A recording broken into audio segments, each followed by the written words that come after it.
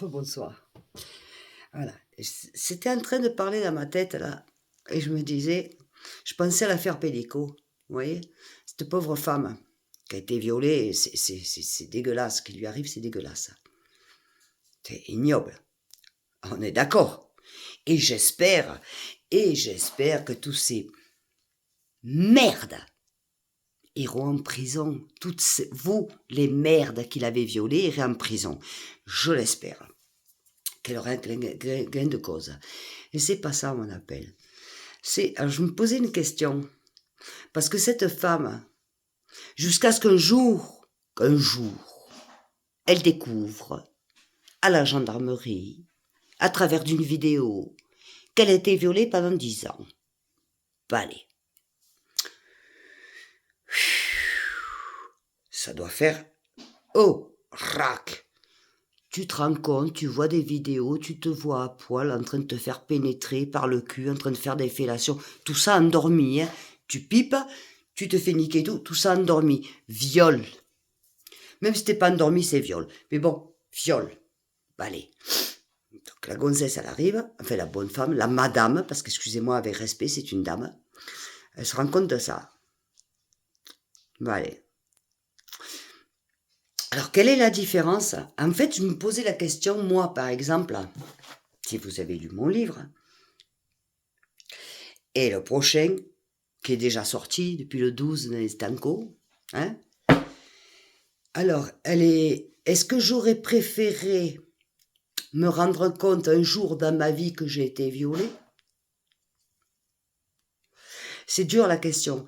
Je vous jure, je me pose la question. Est-ce que j'aurais préféré ne pas savoir, ne m'être pas rendu compte que j'ai été violée, torturée, violée, massacrée, et m'en rendre compte ou jamais, parce que cette femme, s'il n'y avait pas eu cet incident, elle ne se serait jamais rendue compte. D'accord? Bon. Mais quelque part, je me dis, putain, Cathy, Rodège, pourquoi est-ce qu'on t'a pas fait pareil? Au moins, tu te rappellerais de rien. Tu n'aurais pas cette douleur dans ton corps, dans ton âme, dans ta tête. Hein. Vous voyez où je veux en venir? Alors, c'est vrai, tu te réveilles au bout de 10 années de viol. 10 années de viol, quand même, 10 années de viol, hein, excusez-moi. Bon, ceci étant, j'ai aucun doute qu'elle ait été violée, attention, hein. Et je compatis, je sais même pas comment elle peut vivre avec ça. Moi, je pourrais même pas lever la tête. Je sais pas comment elle fait, parce que moi, je pourrais pas lever la tête. Moi, je sais pas. Sincèrement, je pourrais pas. Vous vous rendez compte, vous levez un matin, disant que vous êtes violé. Bon, moi, j'ai vécu des choses dans ma vie où j'ai été sous médicaments, mais igual. Mais je me rappelle. Je me rappelle pas complètement, mais il y a des flashs. Il y a des flashs. Il y a des flashs. Moi, je lui demanderai à cette dame avec tout mon respect, mais c'est vrai que c'est des questions que je me pose parce que ou je suis ignorante, ou je suis bête, ou je suis conne, mais absolument pas méchante, mais...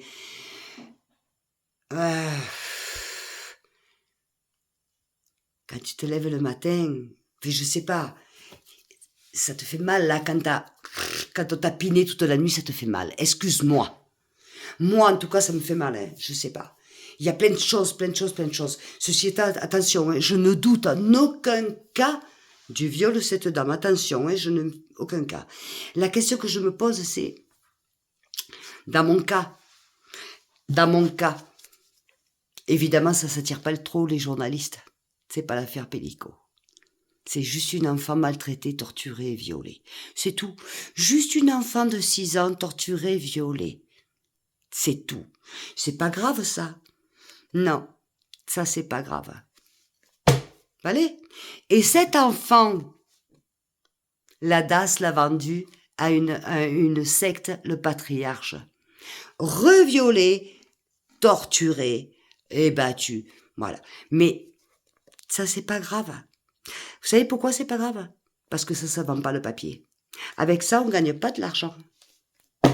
Avec une histoire comme Madame Pellico, avec tout mon respect, sa douleur, et je la compatis parce que je voudrais pas être à sa place, sincèrement, quoique je voudrais pas que ce soit la mienne non plus. Croyez-moi. Parce que je préférerais, moi, de me réveiller demain avoir les faits, mais mon corps, c'est là ma question. Est-ce que je préférerais être endormie et me rendre compte ou ne jamais rien savoir, ou savoir et avoir vécu? C'est difficile, et difficile, hein. Mais tout ça pour dire que, monsieur les journalistes, c'est bien ce que vous faites, hein. Mais vous regardez votre portefeuille. Cette dame est en train de souffrir, là. Bon, c'est vrai que pour l'instant, ben oui, elle a besoin des journalistes et je le comprends, toute sa famille d'ailleurs. Je le comprends. Comme ça, ben évidemment, la roue qui tourne, je comprends. Mais vous pensez à elle, ce qu'elle va subir après? Une fois qu'il n'y aura plus de journalistes, une fois que quand tout va s'arrêter, bon certes, il y aura l'argent, mais l'argent, ça... Vous croyez que cette femme, l'argent va la rétablir dans sa tête? Moi, je crois pas. Je pense pas que ce soit suffisant. En tout cas pour elle. Le reste de la famille, je sais pas. En tout cas pour elle, non.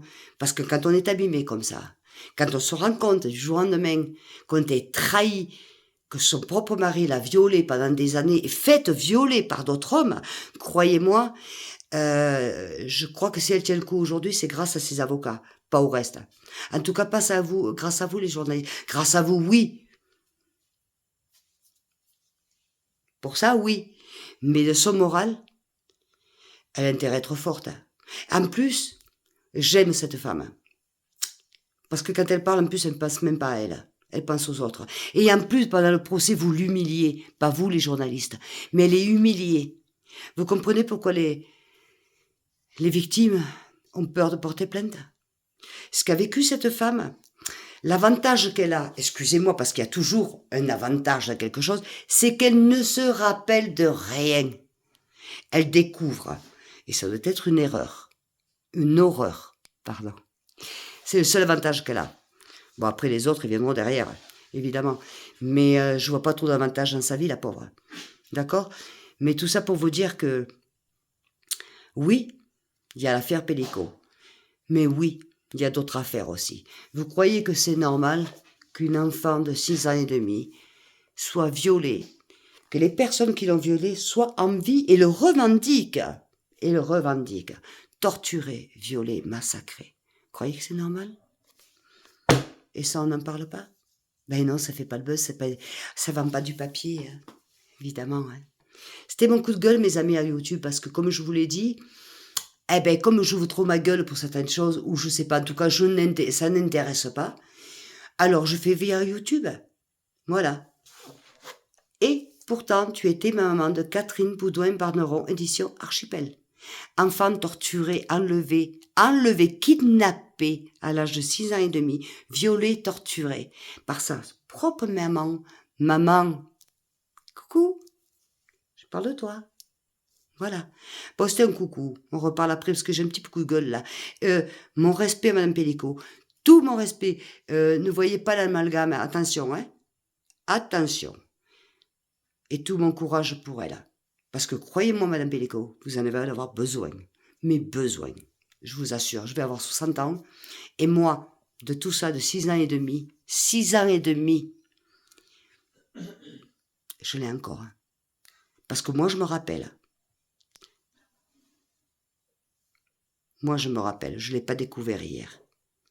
Alors, imagine-toi quand tu le découvres du jour au lendemain. Même pas la peine. Je sais pas, je peux pas imaginer. Comme je l'ai pas vécu, je peux pas l'imaginer. Bon, je vous fais des bibis. À tout à l'heure.